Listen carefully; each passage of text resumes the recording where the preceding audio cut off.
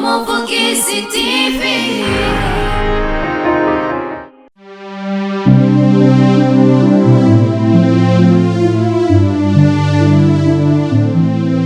Après la mort du pape, le conclave. Le conclave est la réunion des cardinaux de l'Église catholique chargée d'élire un nouveau pape. Ce processus très ancien est entouré de traditions, de règles strictes et de solennité. Il ne commence qu'après la mort du pape régnant. Que se passe-t-il après la mort du pape? Après le décès du pape, l'Église entre dans une période appelée siège vacant. Aucun pape ne dirige l'Église pendant cette période. Le camerlingue, entre parenthèses si vous voulez, un cardinal responsable, gère les affaires courantes du Vatican en attendant l'élection d'un successeur. Comment se fait les funérailles et l'enterrement? Le pape est honoré par une série de messes pendant 9 jours. Le novendial, il est généralement enterré dans la basilique Saint-Pierre, dans les grottes vaticanes. L'enterrement a lieu avant le début du conclave. Quand commence le conclave?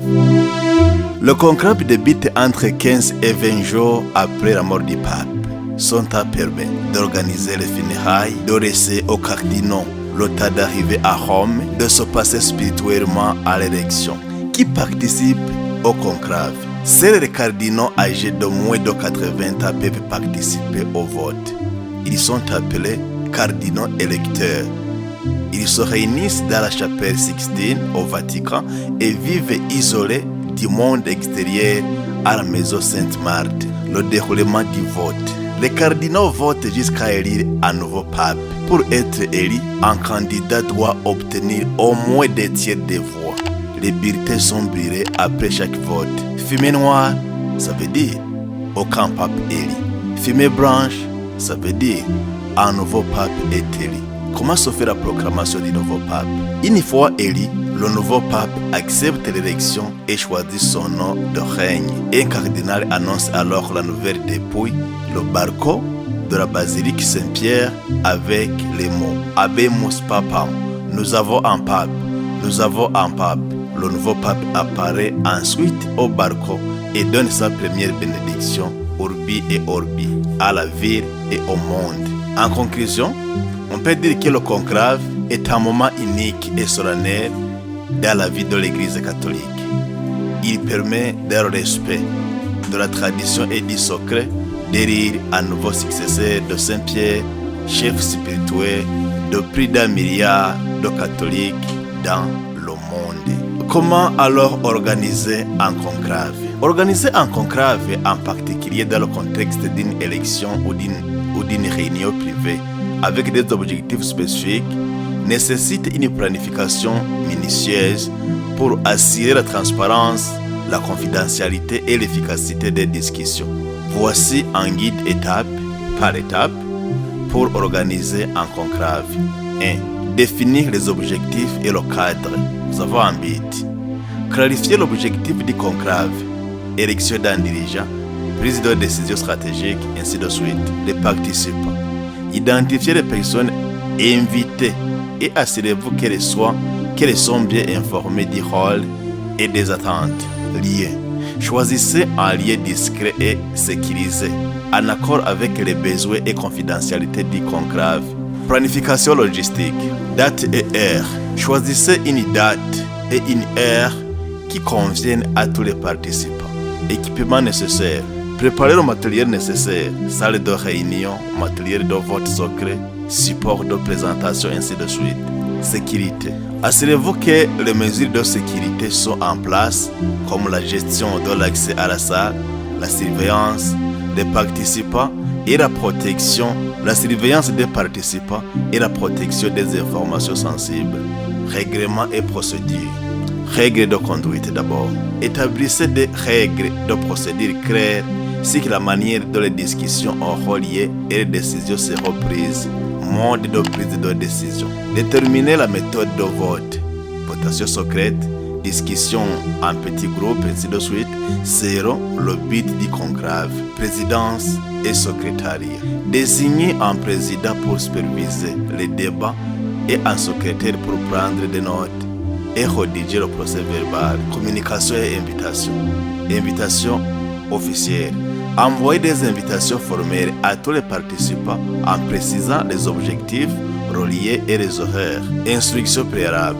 Informer les participants des attentes en matière de préparation, documents à lire, questions à soulever, ainsi de suite. Exécution du conclave. Accueil et installation.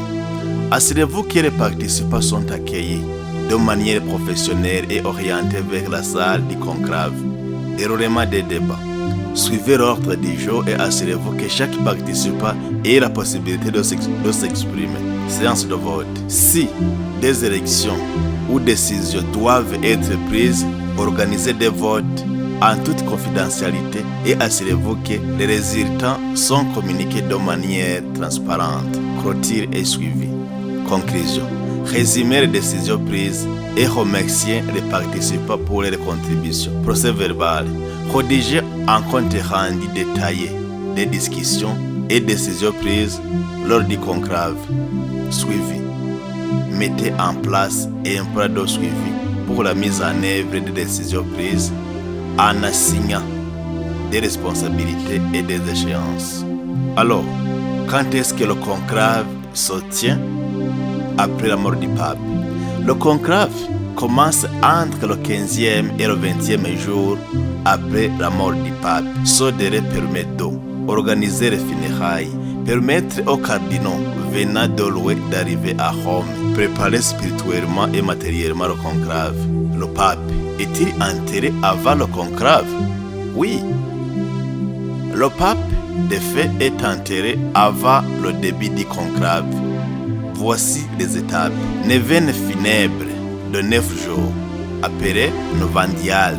L'enterrement a généralement lieu quelques jours après la mort, souvent au 4e ou 5e jour. Il est enterré dans les grottes du Vatican sous la basilique Saint-Pierre. Qui doivent se présenter au conclave alors? Seuls les cardinaux de moins de 80 ans, à la date de mort du pape, ont le droit de voter. Ils sont appelés cardinaux électeurs. En général, ils sont entre 100 et 120. Tous les cardinaux électeurs doivent se présenter, sauf en cas d'empêchement grave, maladie ou autre. Où et comment se déroule le conclave? Le conclave se tient dans la chapelle Sixtine au Vatican. Les cardinaux vivent cloîtrés à la maison Sainte-Marthe sans contact avec l'extérieur. Chaque jour, ils votent jusqu'à ce qu'un candidat obtienne les 2/3 des voix. Comment se fait la proclamation du pape? Quand un cardinal est élu, il est d'abord appelé. Le doyen du conclave lui demande: acceptes-tu ton élection canonique comme souverain pontife? Et s'il répondit oui, on lui demande: quel nom choisis-tu? On annonce l'élection au peuple. Un cardinal, le plus ancien dans l'ordre des diacres, sera au barco de basilique Saint-Pierre et dit en latin: Ammunition bovis Gaudium Magnum Abemus Papam. Je vous annonce une grande joie, nous avons un pape. Apparition du nouveau pape alors. Le nouveau pape apparaît alors sur le barco, donne sa première bénédiction. Urbi et Orbi, la ville et au monde. Qui peut prendre des décisions dans l'Église catholique après la mort du pape? Après la mort du pape, l'Église catholique entre dans une période appelée siège vacant, pendant laquelle aucune décision importante ne peut être prise. Cependant, certaines fonctions sont assurées par des personnes précises dans des limites très strictes. Voici qui peut prendre des décisions pendant cette période. 1. Le Camerlingue ou Chamerlingue de la Sainte Église romaine. Il est la principale autorité pendant le siège vacant. Ses rôles sont constat officiel de la mort du pape, organisation des funérailles, administration temporaire du Vatican, préparation du conclave. Mais il ne peut pas nommer des évêques, modifier la doctrine, prendre des décisions liées à la direction spirituelle de l'Église. 2. Le collège des cardinaux. Pendant le siège vacant, Le collège des cardinaux se réunit en congrégation générale. Leur mission: régler les affaires urgentes, veiller au bon fonctionnement du Saint-Siège, organiser le conclave. Mais ils ne peuvent pas élire un nouveau pape hors du conclave, exercer le pouvoir pontifical, prendre des décisions majeures ou définitives pour l'Église. 3. Les chefs de dicastère, équivalent des ministres, les responsables des diacres, les responsables des dicastères du Vatican, comme les ministres, doctrine de la foi, éducation, ainsi de suite, perdent leur pouvoir à la mort du pape. Seuls quelques postes continuent à fonctionner, mais uniquement pour les affaires courantes, par exemple le cardinal secrétaire d'État. En résumé donc, après la mort du pape, aucune autorité ne peut exercer pleinement le pouvoir du pape. Seules les affaires urgentes et administratives sont gérées par le Camerlengue et le collège des cardinaux en attendant l'élection du nouveau pape. Comment se fait alors l'enterrement du pape? L'enterrement d'un pape est un événement très solennel, codifié par des rites liturgiques précis et empreints de symboles. Voici comment cela se déroule étape par étape. 1. Constat officiel de la mort. Le Camerlengue, cardinal chargé d'administrer le Vatican à l'absence du pape, confirme la mort du pape. L'anneau du pécheur, symbole de son autorité, est brisé pour éviter toute usurpation.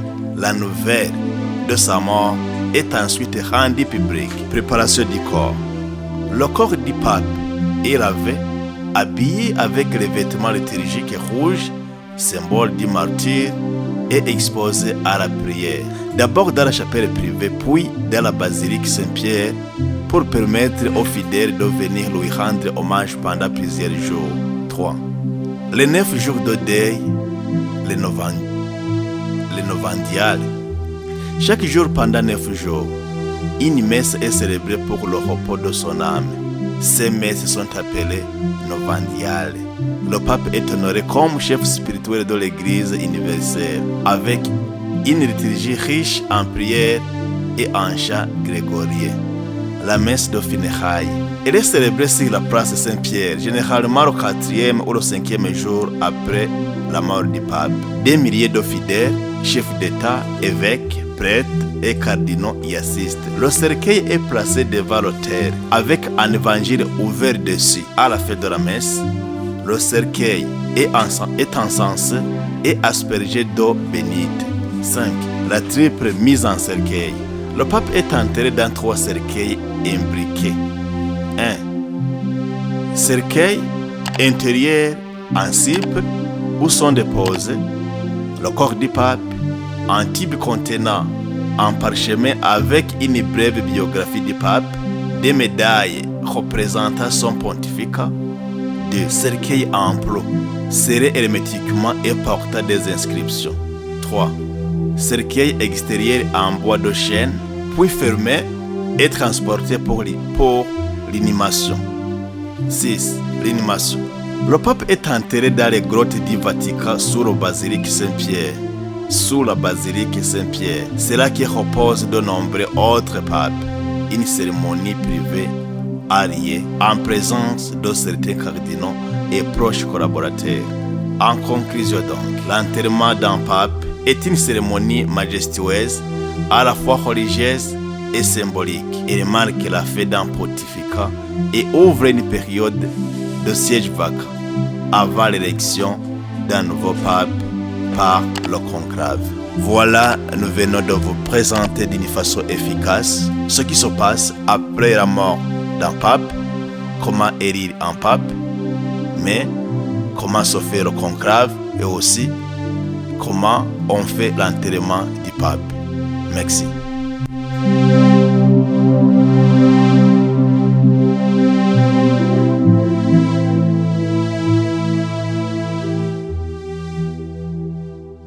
Comment Voguer, c'était